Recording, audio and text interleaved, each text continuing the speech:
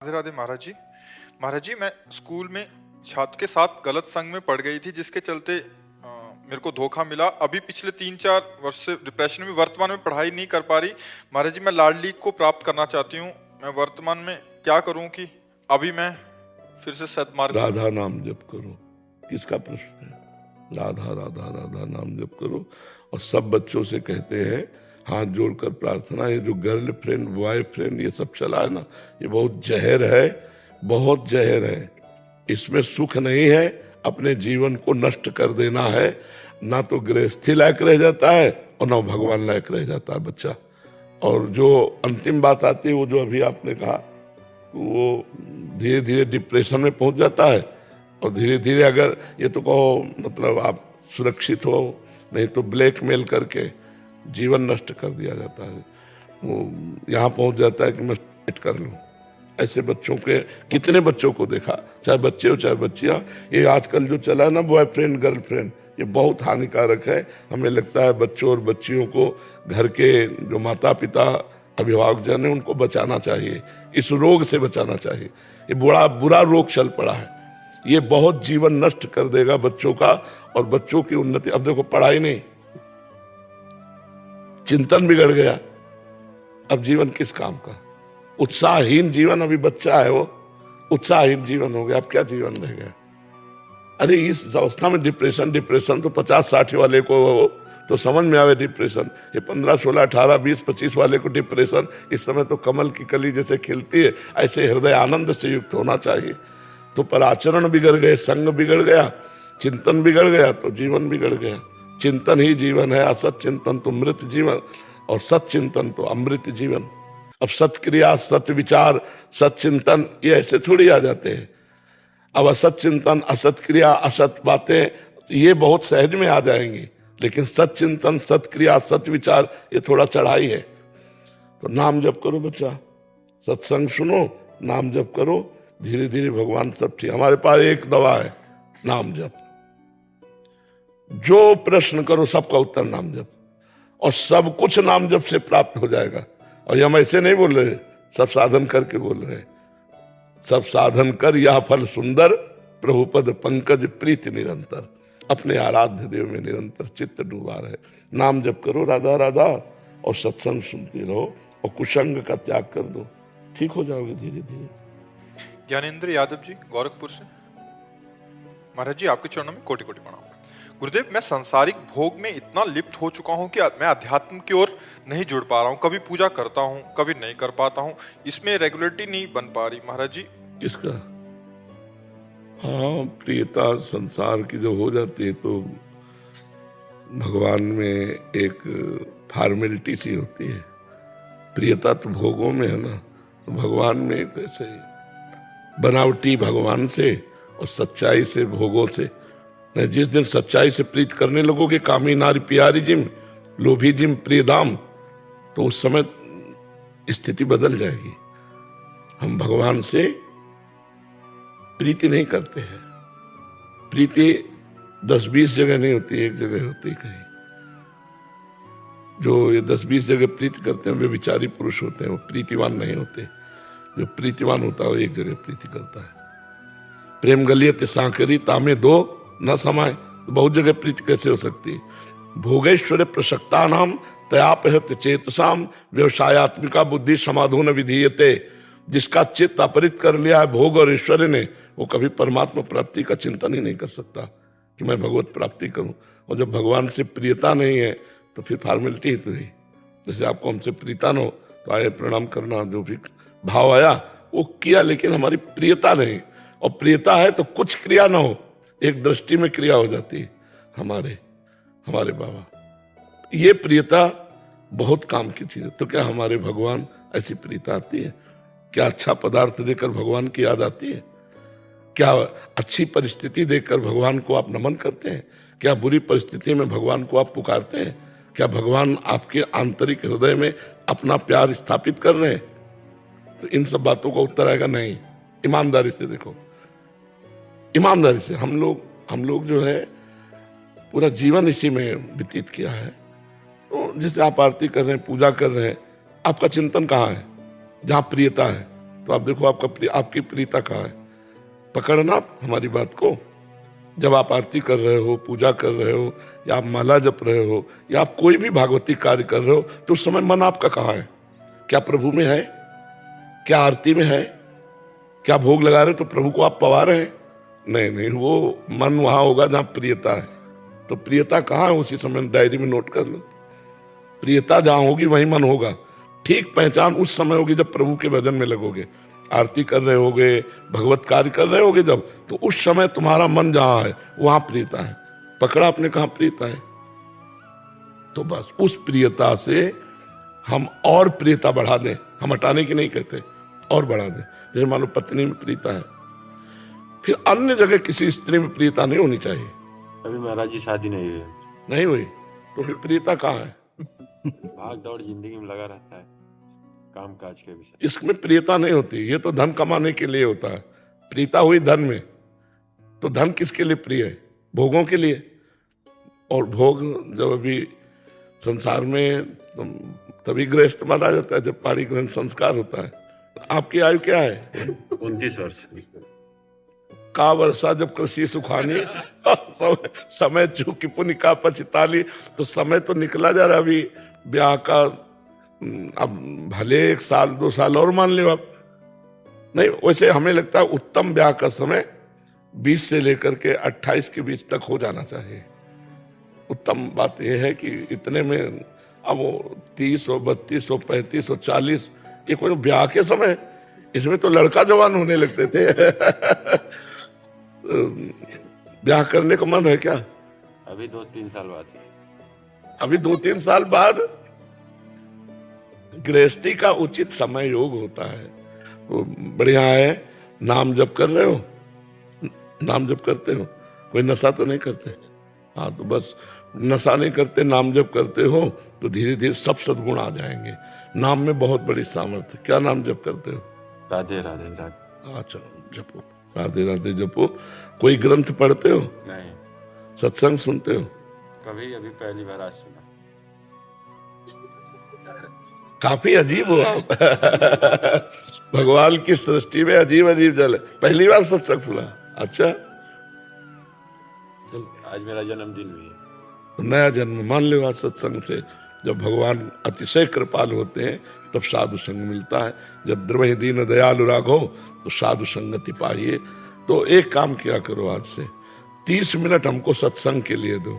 रोज सत्संग सुनो मोबाइल से, 30 मिनट सत्संग के लिए दो, और 24 मिनट एकांत के दो। शांति से बैठ के 24 घंटा में जब तुम्हें समय मिले तो राधा राधा लिखते हुए देखो।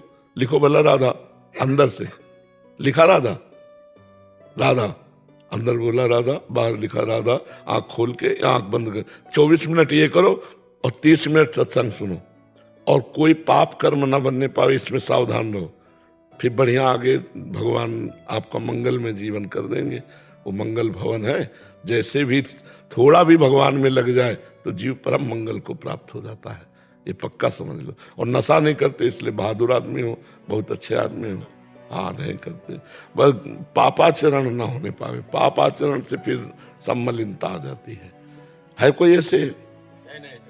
अंदर देख लो, जहां हो तो उसे काट दो। अब लो नशानी अब ना नशे हो।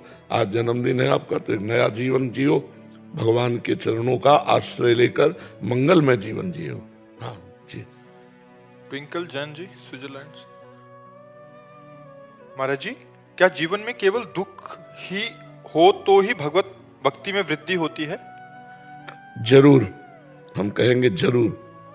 अगर दुख नहीं है तो भगवत चरणारविंद में जो समर्पण होना चाहिए वो नहीं हो पाता है। जरूरी है। किसका प्रश्न है? हाँ, जरूरी है। भगवान कृपा करें और हमें दुख दें, जिससे हमारे अंदर की वासना नष्ट हो और उपासना शुरू हो जाए। जब तक दुख नहीं पड़ता तब तक शरणागति नहीं होती।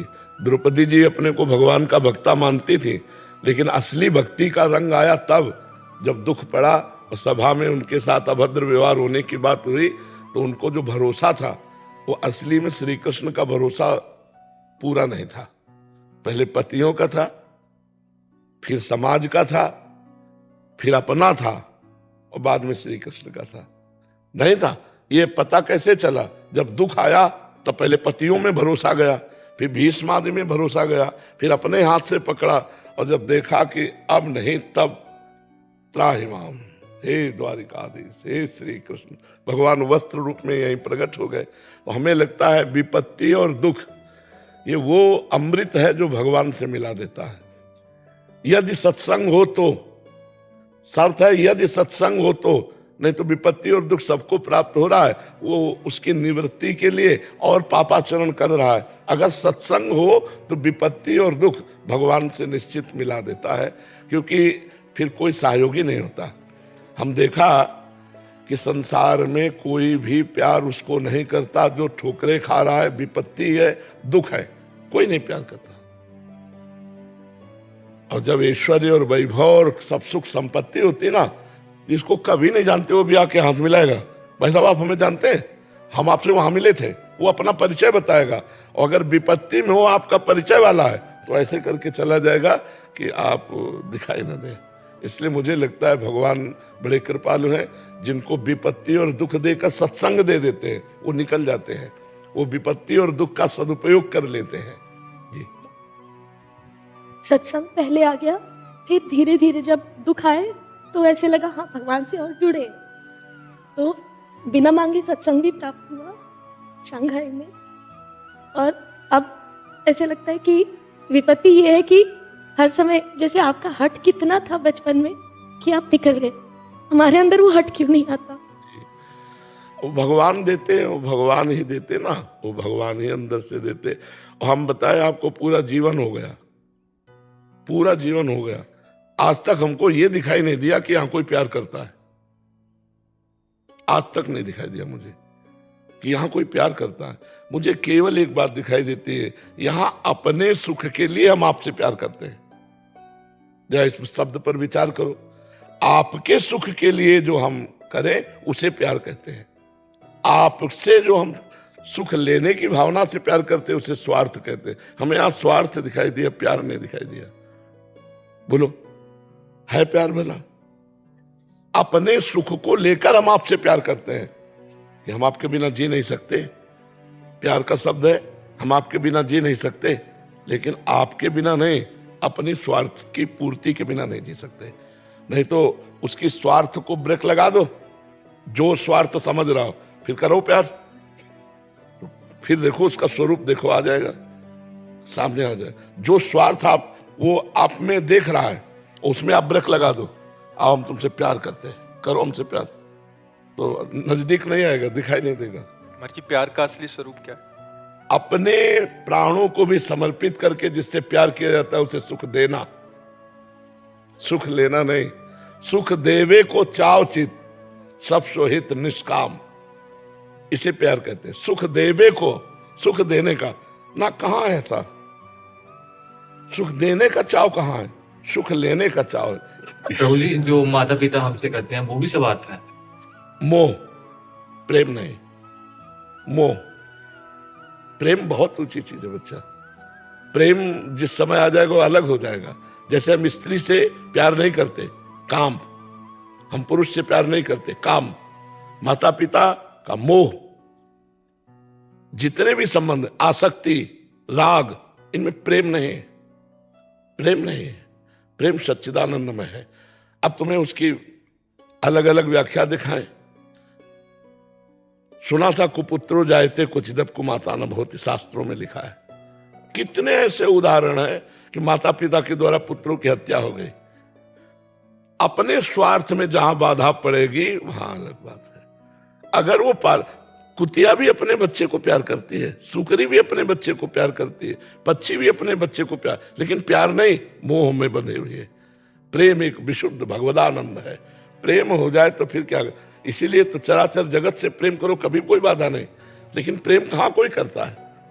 स्वार्थ के वशीभूत मोह में बंधे हुए। और मोह गए बिनु राम पद होई न दृढ़ अनुराग। अनुराग माने प्रेम। जब तक मोह है तब तक प्रेम नहीं हो सकता, और वो मोह होता है बच्चा, प्रेम नहीं होता। नहीं, सबको भगवत प्राप्ति हो जाए कि नहीं हो जाए? महाराज जी, प्रेम का भाव सबके लिए एक जैसा होना चाहिए कि उसमें जैसे अपनेपन में ज्यादा प्रेम होता है, अपनी पढ़ाई में नहीं होता? प्रेम की सीधी परिभाषा है, हम जिससे प्रेम करते हैं सिर्फ उसको सुख देने की भावना हो, किंचन मात्र स्वार्थ बुद्धि ना हो। अब चाहे माता पिता हो, चाहे पुत्र हो, चाहे पत्नी हो, चाहे भाई हो, चाहे देश हो, चाहे समाज हो, चाहे विश्व हो, अपने सुख की लालसा से किया हुआ राग होता है, मोह होता है, आसक्ति होती, स्वार्थ होता है, काम होता है, प्रेम नहीं होता है। आप समझ पा रहे ना? इसीलिए करोड़ों में किसी एक में प्रेम अंकुरण पाया जाएगा? नहीं पाया जाएगा। हितधाम में आए थे, कहा कि हमारा प्रेम विवाह हुआ, लव मैरिज, आशीर्वाद दीजिए। 8 महीने बाद फिर आए तो हम कहा तुम्हारी पत्नी साथ नहीं, बोले डिवोर्स हो गया है। वारे लव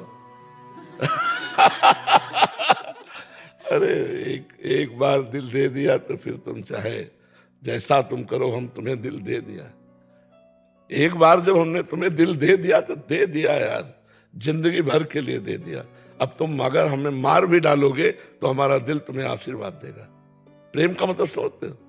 अगर तुम हमें मारोगे या मार भी डालोगे तो हमारे दिल में अगर आवाज सुनोगे तो तुम्हारे लिए आशीर्वाद ही निकलेगा, तुम्हारे लिए दुख नहीं निकले। इसे कहते प्रेम है। भला ये महाराज जी ऐसा प्रेम तो केवल प्रभु के लिए ही हो सकता। तो फिर अब इसीलिए तो प्रेम कहाँ है। और जब कोई भगवान का आशिक प्रेम करेगा जगत में भी तो अद्वितीय बेजोड़ होगा। जैसे तुलसीदास जी ने अपनी पत्नी से प्रेम किया तो मायके जाने का समय ले दिया। मायके जाने का, हम जी नहीं सकते तुम्हारे बिना, तुम मायके कैसे चली जाओगी। जैसे धनुर्दास जी ने अपनी पत्नी से प्रेम किया, महाभागवत है, तो ऐसे चलते हैं बाजार में सब्जी लेने नहीं जाते, पत्नी जाएगी क्योंकि वो बिछो नहीं सह सकते, तो पत्नी ऐसे चल रही, आप छाता लिए ऐसे चल रहे हैं। चिंतामणि में इतने आसक्त हो गए, सब कुछ न्यौछावर कर दिया बिल्व मंगल जी ने। अगर भागवतिक पुरुष हिरण से आसक्त हो गए तो अगला जन्म हिरण का लेना पड़ा, और महाराज हिरण की दुर्गति नहीं होने दी, वही राजा रहुगण बना हिरण। और भरत भागवतिक अगर पुरुष किसी से भी प्रेम कर लेगा तो आर पार का निर्वाह होता, वहां स्वार्थ नहीं होता।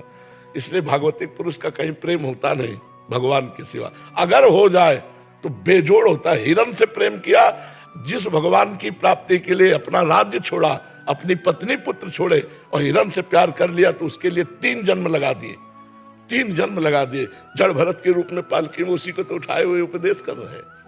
तो प्रेम शब्द से हृदय में कुछ होने लगता है। नहीं, आपके होता है कि नहीं होता हमें पता नहीं, कि हमारे होने लगता है। प्रेम शब्द होते ही एक, जैसे कोई दिल को मसला करे, शायद इसको ही इश्क कहते। प्रेम को उर्दू में इश्क कहते। इश्क इसको बोले जैसे कोई दिल को मसला करे, अपने प्यारे की याद में, प्यारे के लिए तड़पना, प्यारे के लिए सिसकना, प्यारे के लिए बलिदान होना। ये प्रेम कहाँ आता है? अपने स्वार्थ की पूर्ति के लिए। देखो हमारे पास इस संसार में प्रेम तो बात करते ही आंसू टपकने लगे, बात करते ही हृदय बहा घूमे, उसे प्रेम कहते हैं। जो दूसरों के लिए बलिदान करने, देखो देश प्रेम देखो, वंदे मातरम फांसी का फंदा डाल दिया। देश प्रेम देखो, गुरु गोविंद सिंह के दोनों बच्चे दीवार में जिंदा चुने जा रहे हैं, ना उनके आंसू ना बच्चों के आंसू। अब ये देश प्रेम। कहीं भी प्रेम की बात आती है तो वहां बलिदान होता है, प्रेम बलिदान मांगता है। लेकिन हम प्रेम का नाटक करते हैं, प्रेम नहीं। प्रेम ना हम भगवान से कर पाते ना इंसान से कर पाते। अगर हम डट के किसी इंसान में भी भगवत भाव करके प्यार कर ले तो हमारा मंगल हो जाए। माता में भगवान देख ले, पिता में भगवान देख ले, पत्नी में भगवान देख ले, तो भगवान तो है ही सब में, हमारा काम बन जाए। लेकिन हम स्वार्थी पुरुष भगवान न देख करके अपनी वासनाओं की पूर्ति चाहते हैं और उसे नाम दे देते हैं प्रेम। जी एक प्रश्न था, माता जो अपने पुत्र को प्रेम करती है, मोह करती है, वो प्रेम है या लोभ है उसका? नहीं, लोभ भी नहीं कह सकते। मानो मनुष्य माता तो थोड़ा बुद्धि रखती है, हम पशु पक्षियों के भी कहा, वो क्या अपने बच्चे से प्रेम नहीं करते? उसका क्या चिंतन होता है क्या कि आगे चल के मुझे पोषित करेगा? ऐसा भी नहीं चिंतन होता पक्षियों का, पशुओं का। वो मोह होता ही है। वो अपने बच्चे के लिए अपने प्राण दे सकती है, उसका कोई स्वार्थ नहीं दिखाई दे रहा, लेकिन उसे मोह कहते हैं। महाराज जी, लेकिन अगर उसी मोह की वजह से बच्चा अगर अनुशासनहीन होता है या कुछ गलत दिशाओं में जाता है, वो एक अलग चैप्टर हो गया, वो एक अलग चैप्टर हो गया। पिता अगर बोलता है कि भाई आप अनुशासन में आइए और इसकी वजह से अगर नहीं, आप नहीं समझ, अब पटरी दूसरी हो गई। अनुशासन शब्द लाने के लिए अब वो व्यवहार शब्द आ गया। हम तो केवल उस राग की बात कर रहे जो लगाव है, जो लगाव है। हम अब पटरी दूसरी हो जाएगा, उसकी चर्चा दूसरे रूप में होने लगेगी। हमारा सिर्फ लगाव से कि जो विविध प्रकार का लगाव है, यदि इसे प्रेम में बदल दिया जाए तो भगवान की प्राप्ति हो जाए। पत्नी अपने पति को भगवान समझे, पति अपनी पत्नी में भगवान को देखे, माता पिता पुत्र में भगवान को देखे, पुत्र माता पिता में भगवान। अभी देखो कितना आनंदमय गृहस्थी हो जाए, लेकिन स्वार्थ। महाराज जी देखना और वर्तना अलग अलग हो जाए। हाँ, बर्तन केवल देखने की बात कह रहे हैं। वर्तन पूरा वैसा ही होगा। तन पत्नी को पत्नी माना जाएगा, माँ को माँ माना जाएगा, बहन को बहन माना जाएगा, बेटी को बेटी माना जाएगा। चारों स्त्री स्वरूप है, बर्ताव चारों के अलग होंगे, लेकिन चारों में भगवान को देखना। हमने कहा है पंडिता समदर्शिना न कि वर्तिना। जो पत्नी के साथ व्यवहार करते हो बहन के साथ थोड़ी करेंगे, जो बहन के साथ व्यवहार करते हो पत्नी के साथ थोड़ी करेंगे। चारों स्त्री शरीर है, माँ, बेटी, बहन और पत्नी, चारों स्त्री शरीर, लेकिन चारों से बर्ताव अलग अलग होगा पर दर्शन एक होगा। चारों में श्री भगवान विराजमान है।